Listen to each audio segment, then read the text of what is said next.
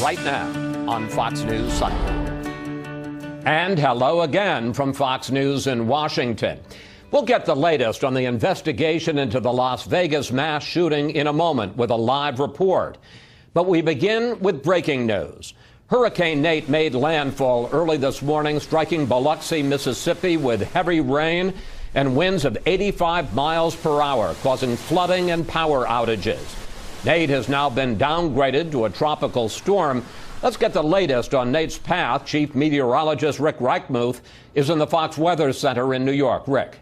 Hi, Chris. Yeah, the fourth hurricane to make landfall in the U.S. this hurricane season, which is quite remarkable. Taking a look at the satellite picture, you can see it moved on shore. It still is moving very quickly, which is great news. It means it's not going to sit in any one spot and allow it to rain for that long, so the flooding won't be as bad as it could have been. That said, over time, this is going to pull up in across parts of the Tennessee Valley, Ohio Valley, and eventually out across parts of the Northeast. Because it's interacting with a cold front coming in, it's going to wring a lot of moisture out. So this is the future radar throughout the day today. Rain moving through North Georgia mountains, the Tennessee Valley, in towards the central Appalachians during the overnight hours. And by tomorrow, all of that moisture moves in across parts of the Northeast. So a very wet start to the week, a very wet commute for the day tomorrow as well. But take a look at this. Overall, rainfall totals are going to be extreme. Some spots potentially up to 10 inches far inland from the storm. That means flooding could be widespread, especially across parts of the central and southern Appalachians. Chris? Rick, thank you. Now to Las Vegas, where investigators are still looking for a motive into why Stephen Paddock opened fire on a crowd last Sunday night, killing 58 people and wounding almost 500. Will Carr is live in Las Vegas with the latest. Will. Chris, authorities say as Paddock was perched on the 32nd floor of Mandalay Bay, he left a note on his nightstand. Now 60 Minutes reporting that note had calculations so he could maximize his accuracy as he fired down upon the crowd. And when that happened, thousands scattered. People raced over in this direction. They physically pushed down this fence and then they ran over onto airport property trying to get to safety.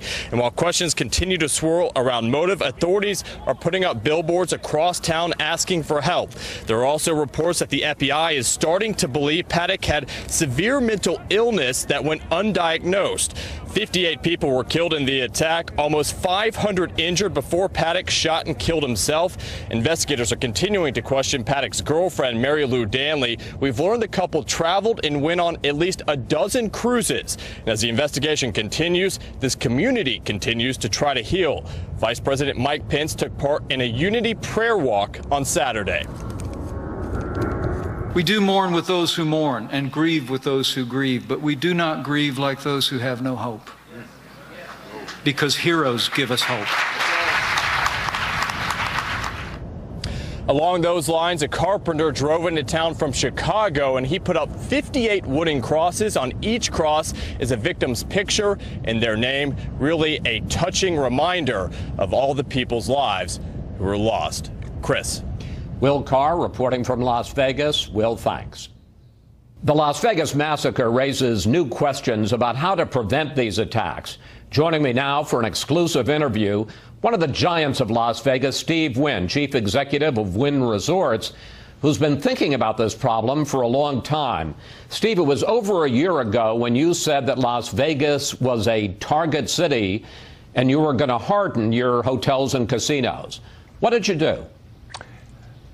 Actually, it was 2 years ago Thanksgiving, and I got every consultant and advisor I can think of to come through, from Ray Kelly to people from SEALs Team 6. It took us from Thanksgiving until May to develop and institute and recruit a program of counterterrorism, and it'll be 2 years this May. And it started in 2015. And without going into great detail, what kind of things do you have on your facilities? Basically, we had to recruit and expand security by tens of millions of dollars to cover every entrance, to retrain the entire workforce from housekeeping and room service, and people are in the tower and observing people. We had to cover every exit and every aspect of the building to see if we could identify and preempt any kind of terroristic or violent action. It's never perfect, of course, but what you can do, to use local vernacular, you can change the odds, I guess. So, given all of that, and I know that you had hidden metal detectors and you had profilers in your casinos watching the people walking in and out, would any of those measures have prevented Stephen Paddock from checking into one of your hotels instead of the Mandalay Bay, to have brought in these suitcases carrying his arsenal, a couple of suitcases at a time, checking into a room on a high floor, knocking out the window, and raining terror down on people below? Well, I know that my friends at MGM are particularly fastidious about trying to protect their employees and their guests. Having said that, there are a couple of things in retrospect, and it's always good to look over your shoulder on these things, but we have a routine with housekeeping, with room service, with audio-visual, anybody that goes in the room to do an inspection. We also have rules about do not disturb. If a room goes on do not disturb for more than 12 hours, we investigate.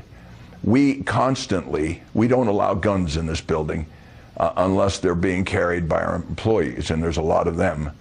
But if anybody's got a gun, and we find them continually, we eject them from the hotel. So if he had suitcases carrying these automatic or semi-automatic weapons, would you have been able to spot that if they were in the suitcases being carried up to his room? Well, we certainly wouldn't invade the privacy of a guest in a room. But let's put it this way. The scenario that we're aware of would have indicated that he didn't let anyone in the room for 2 or 3 days. That would have triggered a whole bunch of alarms here. And we would have, on behalf of the guest, of course, investigated for safety. And it would have been a provocative situation. I'm sure that the same is true at other hotels, but in this hotel, a 36-hour, a 24-hour, a 36-hour do not disturb on a room is a predicate for investigation. After the shooting last weekend, you started having security at the entrances to your hotels, wand people, inspect bags being brought in.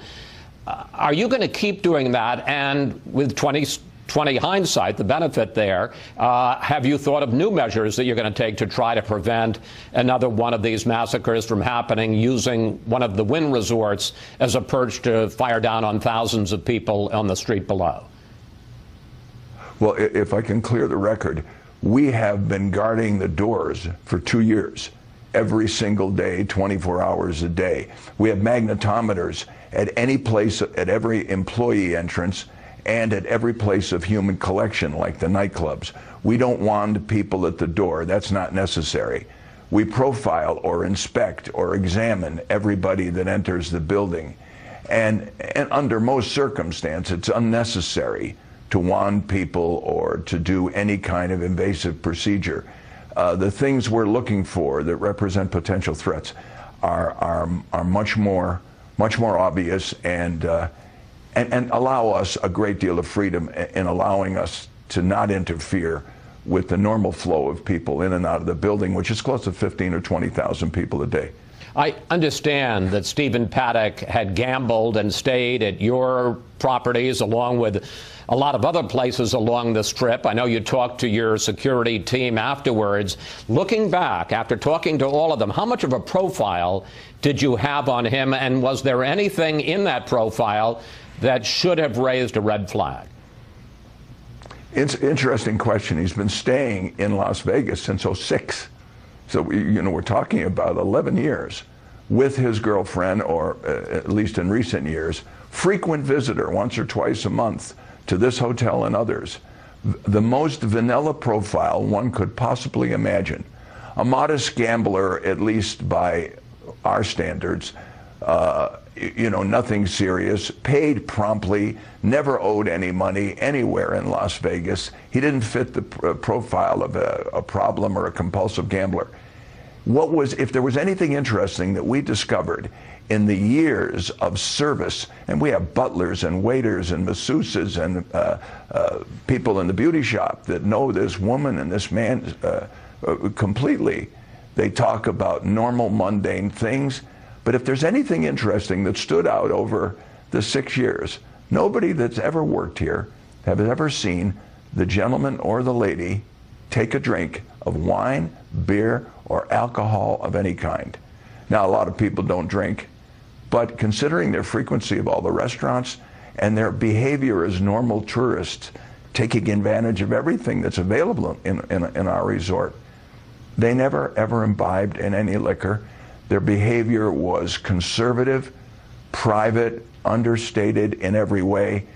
You never ever would stop a man like this coming in the building. However, nobody in this company's history, no public person has ever walked in the service elevator unless they were accompanied by security.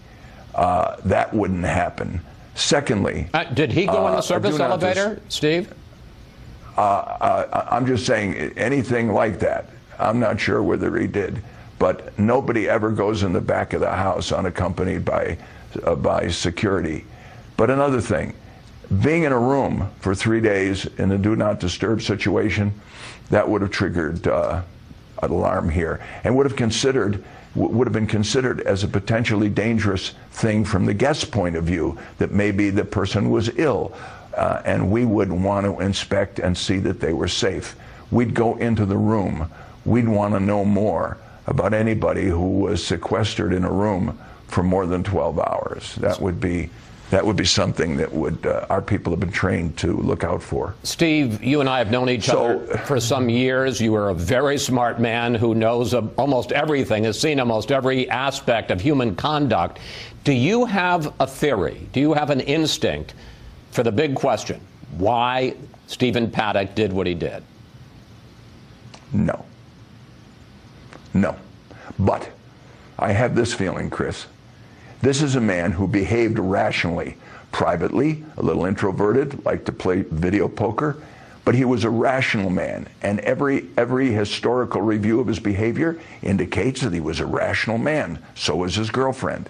And yet he prepared, over an extended period of time, a totally irrational act. Now, this sounds like someone either totally demented, a behavior which he never evidenced, or someone who's sending a message. This is a plan. We don't know what that message is, or if there is one, but this behavior, according to my employees, is as stunning, as unexpected as any of them have ever met. And that's the status, that I hear from the sheriff and watching television. That seems to be the momentary analysis of the situation. I really don't have anything to add to that. Steve Wynn, thank you. Thanks for your time. And we'll be watching how you and the rest of Las Vegas respond to this terrible tragedy. Thanks again, sir. We'll be fine. We'll be fine. The president did a good job. Up next, after still another mass shooting, the debate over gun control reignites. But this time, even the National Rifle Association is calling for more regulation. We'll talk with the NRA's executive director when we come right back. In the wake of last Sunday's mass murder in Las Vegas, we all followed an all too familiar pattern: shock, questions, and calls for more gun control. Most of us also learned about a device, bump stocks, that allow rifles to fire faster. And now even some of the strongest advocates of gun rights are calling for more regulation. Joining me here is Chris Cox, Executive Director of the National Rifle Association. Mr. Cox, welcome to Fox News Sunday. Thanks, Chris. The NRA surprised a lot of people this week, calling for ATF to review bump stocks. Here's part of your statement. Let's put it on the screen. The NRA believes that devices designed to allow semi-automatic rifles to function like fully automatic rifles should be subject to additional regulations.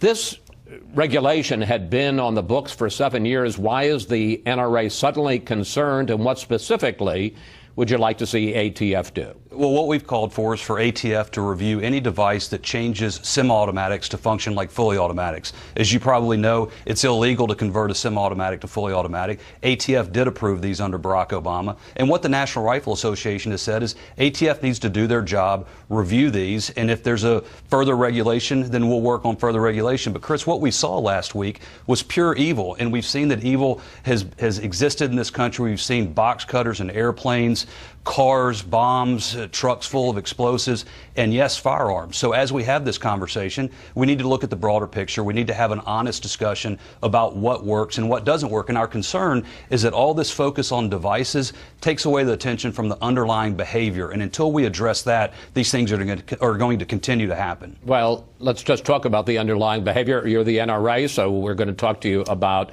the specific technique. Would you be okay with banning bump stocks? Well, we don't believe that bans have ever worked on anything. What we've said has been very clear, that if something transfers a semi-automatic to function like fully automatic, then it ought to be regulated differently. Fully automatics are regulated differently in this country. If something copies a semi-automatic into a fully automatic, then those should be regulated as well. Did you get any blowback from some of your members? Because it's unusual for the NRA after one of these incidents to call for more regulation of either guns or parts of guns. There were NRA members at that concert. There were NRA members that were shot at that concert and NRA members that were murdered at that concert. So what we're getting from NRA members is grief and fear, the same way Americans are grieving and scared that something like this might happen again. So will there be disagreements over policy discussions? Of course. There's an ongoing discussion about gun control in this country.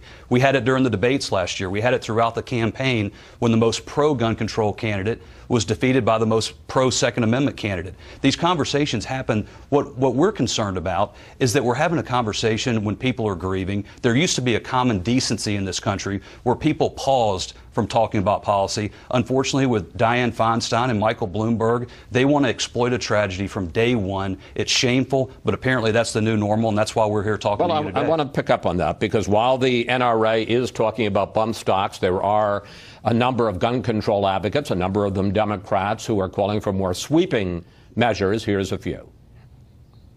I can't believe that one whole political party in the greatest country on earth is totally sold to the gun lobby. They're going to say that if you give them bump stock, it's going to be a slippery slope. I certainly hope so. Now, I know that sets your teeth on edge. You say common decency, let's wait.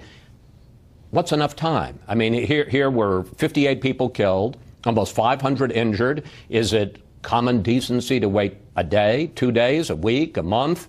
I mean, it is understandable. I know you don't agree with their solution, but what's wrong with saying we need to address this issue? Well, let me talk about Hillary Clinton and Nancy Pelosi both and get back to that point. Nancy Pelosi has said, and I take her at her word, I take Dianne Feinstein at her word when she says if she had 51 votes in the Senate for Mr. and Miss America, turn in all your guns, they would do it.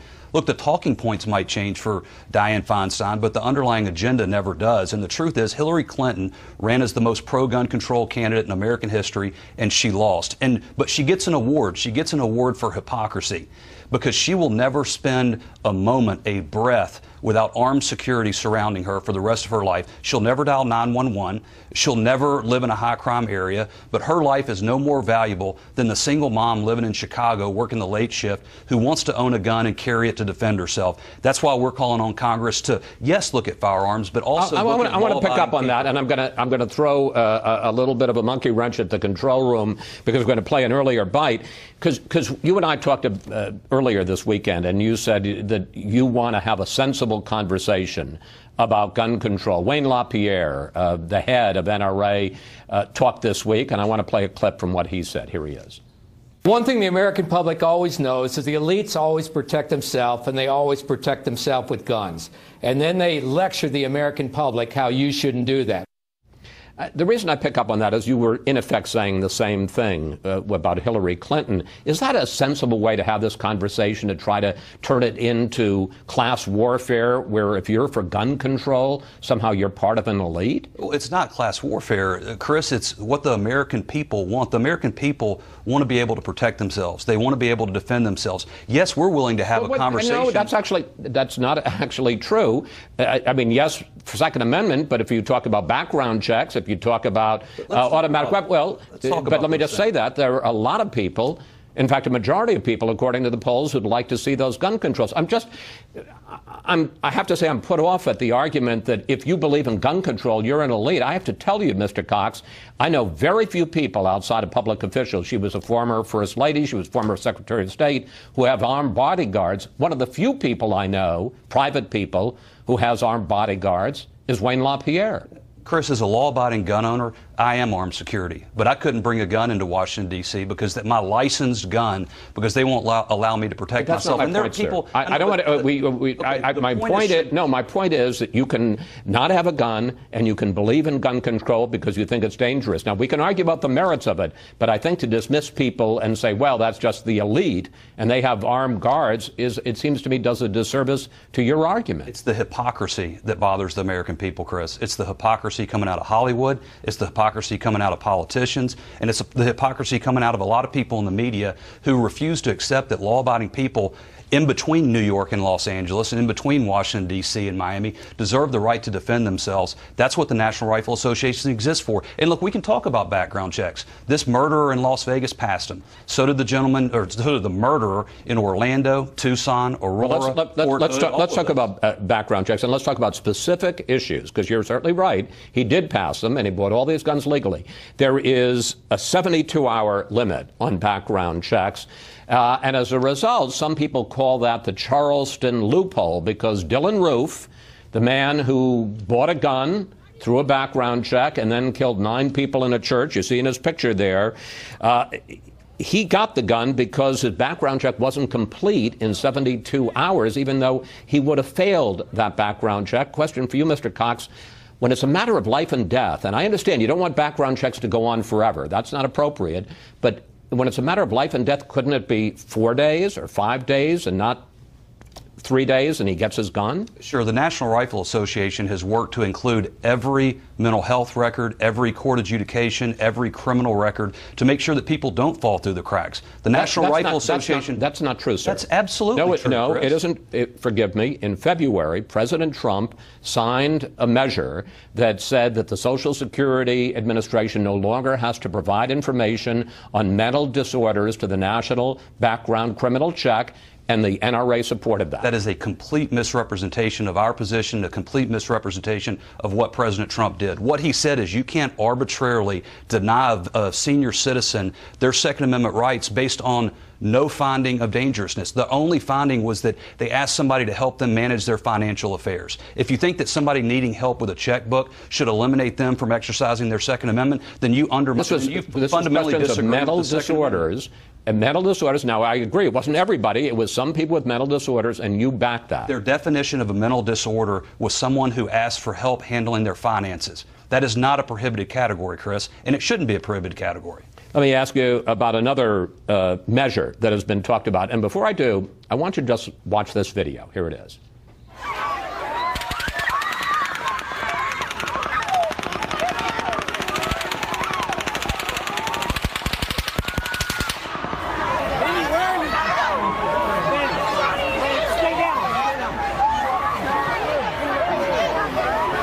You hear that gunfire. One reason that Stephen Paddock was able to fire so quickly, so many shots so quickly, was because he had a high-capacity magazine. He had a bunch of them that held between 60 and 100 rounds. Now, I understand Second Amendment, Supreme Court has ruled on it. Why do you need to have a magazine that holds 100 rounds? There's no one in America who watches that video who's not horrified. And the NRA members that were at that concert, I'm sure, were more horrified than you and I were. And so the question, and it's a fair question, and it's to ask if banning me from owning these sorts of things would prevent a criminal from going out and misusing them. That is a fair question. And what you have to do is you look at what has Congress done. Congress banned semi-automatics and high-capacity magazines for 10 years. 10 years, and Bill Clinton's own Justice Department said it had no impact on crime. California still bans those magazines, but it didn't prevent San Bernardino or Santa Barbara. In Europe, there's virtually entire bans on everything, but it didn't stop murderers using machine guns. And we're running out of time, sir, but even when you see that, and that horrific video, and he's firing those, and it's because of the bump stocks, and it's because of the magazines that he's able to fire 100 rounds in a few seconds, less than a minute. No qualms about allowing people. Let me flip it around. Why should, in 30 seconds, if you will, why do shooters need people that hunt to protect themselves? Why do they need magazines with 100 rounds in them? People need, first of all, it's intentionally designed to scare people. People own magazines of different capacities for different reasons. You don't think 10 rounds would be enough? It depends on what you have it for. It depends on what you have it for. People can own things safely and responsibly and be a danger to no one. And that's the part of this conversation. It can't be a fair and balanced conversation if you're not willing to discuss the broader problems that we have with a violent culture coming out of Hollywood, with video games that have fundamentally changed how military simulators work. Mr. Cox, this obviously didn't think we were going to settle this in this short period of time. Thank you so much for coming in today. Please come back and we'll continue the conversation. I look forward to it. Thanks, Chris. Hopefully not after another one of these terrible tragedies. Up next, we'll bring in our Sunday group to discuss where things stand in the debate over gun control. Plus, what would you like to ask the panel about chances for new gun laws in the wake of the Las Vegas massacre? Just go to Facebook or Twitter at Fox News Sunday, and we may use your question on the air. Apparently, this allows you to take a semi-automatic, turn it into fully automatic, so clearly that's something we need to look into. I hope senators will finally summon the political courage to stand up and say enough is enough. Some rare bipartisan agreement this week from Democratic Senator Dianne Feinstein and House Speaker Paul Ryan, at least on the issue of bump stocks. And it's time now for our Sunday group.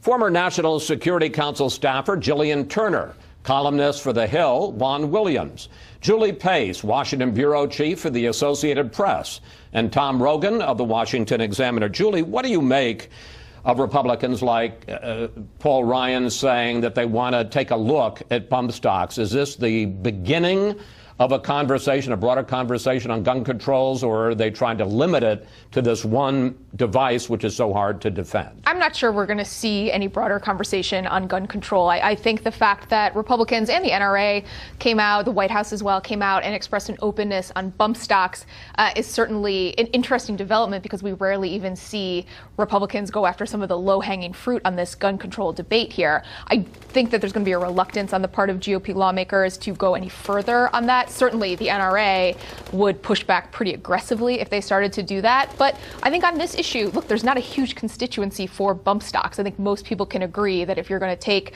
a device, put it on a legal semi-automatic weapon and turn it into a fully automatic weapon, that's something that needs to be addressed. You have unanimity on that across the political spectrum. We ask you for questions for the panel. And on this issue of gun control in the wake of the Las Vegas massacre, Rick Royce tweeted this: what conceivable gun legislation could have prevented the evil that occurred in Las Vegas? Tom, as Chris Cox of the NRA pointed out, Stephen Paddock bought all these guns legally. He passed all the background checks. So how do you answer Rick? Well, I think the broader point here is that whether we're talking about this particular incident of gun violence or the broader issue of terrorism in the age of ISIS, and I'm not drawing connection between the 2 points, but the relevance of potential mass casualty events makes them similar in terms of the issue. You could, for example, put in checkpoints at every major public event, at every major hotel. You could have personal inspections.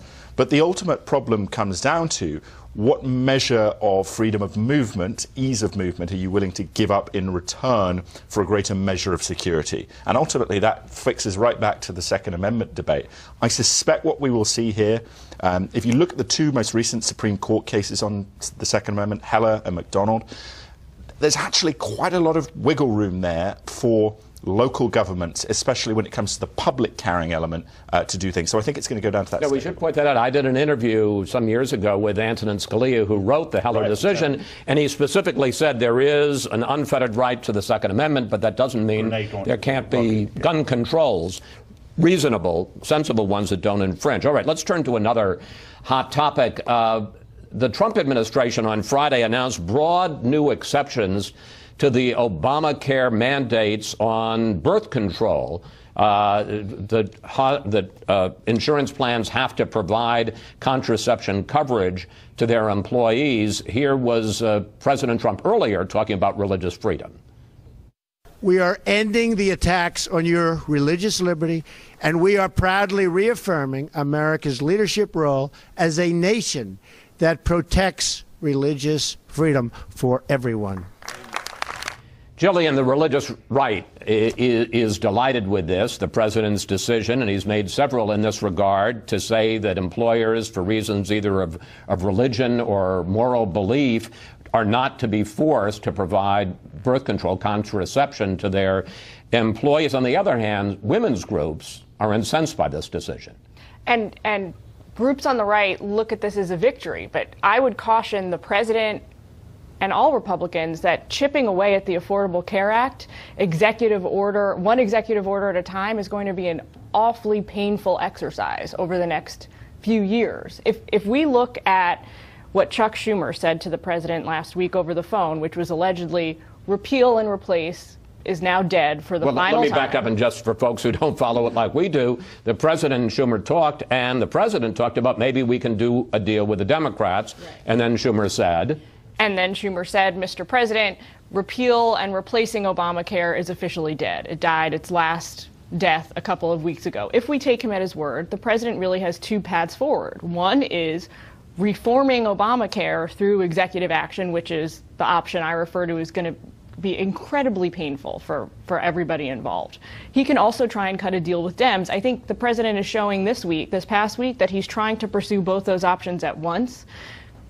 I mean, maybe he'll forge a certain degree of success with congressional Democrats on this, but he's not going to get a deal that's going to repeal and replace Obamacare. Whatever way we look at this going forward, because of the Republicans' failure to get this done for the president, it's going to be painful for him. One, I want to pick up on this because I'm curious about the politics of it. On the one hand, look, the president promised this in the campaign trail. He's keeping a promise that helped get him elected. On the other hand, if you look at the polls, most people support the idea of the provision of contraception. So, you know, he's pleasing his base, but he's turning off a majority of voters. Yeah, but he's pleasing his base. And it's an interesting political dynamic here, Chris, because he's not only pulling the contraception mandate, but he's also pulling money for the promotion of Obamacare and to enroll people at this point. So he's actively trying to undermine Obamacare, I think, to make the case to Schumer and the Democrats, this is imploding and you're going to come to me and to want to make a deal to try to rescue it. I think that is his bargaining position. Is with regard to the politics with the base has no wall. They have no Obamacare repeal. They have a debt deal with Chuck and Nancy, if you'll recall. I think there's a little bit of anxiety inside that White House with Steve Bannon gone about making sure that you are always playing to the base. But I worry that it's less catering at this point than pandering to people who are, I think, misinformed about the consequences. It's almost like Trump is now saying, you know what, yeah, we didn't get done what we promised you, conservative base, but we are still actively here trying to drain the swamp or disrupt things. But has your life improved? That's what Ronald Reagan asked. Is your life better off today than it was when... Well, that's not a rhetorical question. No. A lot of people would say the economy is doing pretty well. Oh, yeah? We lost jobs for the first time because of the hurricanes. Have you heard of Harvey and Irma? But have you heard first time in 7 years? Have you heard about a tax cut deal that benefits the rich disproportionately, not the blue-collar worker? I think people will have to get that information at some point. I think corporate tax reform, this is one thing that I think the president deserves courage on, and House Republican leaders. It is not fashionable in the age of Bernie Sanders to say corporate tax reform. But if you speak to economists, investment productivity, that is the key. I have to say, only on our panel do we go from birth control to corporate tax reform without missing a beat. We have to take a break here. Up next, Will President Trump decertify the Iran nuclear deal this week? And what about his relationship with Secretary of State Rex Tillerson? You guys know what this represents? Well, maybe it's the calm before the storm. What storm, Mr. President? You'll find out. President Trump raising a lot of questions during a photo op with his top military brass. And we're back now with the panel. Well, one thought about a possible storm is that the president may, and in fact is expected to announce this week, that he will decertify the Iran deal, say that is no longer in the national interest. But that doesn't end the deal. It then goes to Congress, and the Congress has 60 days to decide whether or not they're going to reimpose the sanctions that were lifted as part of the deal. And if they don't do that, then guess what? We're still in the deal, which raises the question, Jillian, what would that half step? He decertifies, but the sanctions stay lifted. What would that accomplish? Well, it's a sort of middle ground for the president, which is why maybe he's going to go in this direction. It's a middle ground in that it doesn't kill the deal, but it passes the buck to Congress. So the first reason I think the president is not going to recertify is that he enjoys nothing more than passing the buck to Congress, making them make these hard decisions like we saw with DACA. What will happen if he does not recertify Iran's compliance with the JCPOA on October 15th? Which is the Iran deal. The Iran deal. It hands it to Congress, and they have 60 days to debate and then make their own decision via a vote. The second reason I don't think he's going to recertify is that the albatross around his neck at this moment is every 90 days he's got to very publicly sign an agreement that shows Iran has been complying with this deal. It is something that is a thorn in his side on the foreign policy spectrum like nothing else. It is an Obama, from President Trump's perspective, this is an Obama era. So once he legacy, decertifies, he's off that hook? He's just itching to free himself from that. This is exactly what we've heard, that it's the act of having to certify every 90 days, that Trump actually has to sign a certification that is driving him crazy, that is one of the driving factors in this debate, which is pretty amazing, actually. Defense Secretary Mattis testified before Congress this week, and he was asked the key question on this matter. Do you believe it's in our national security interest at the present time to remain in the JCPOA? That's a yes or no question.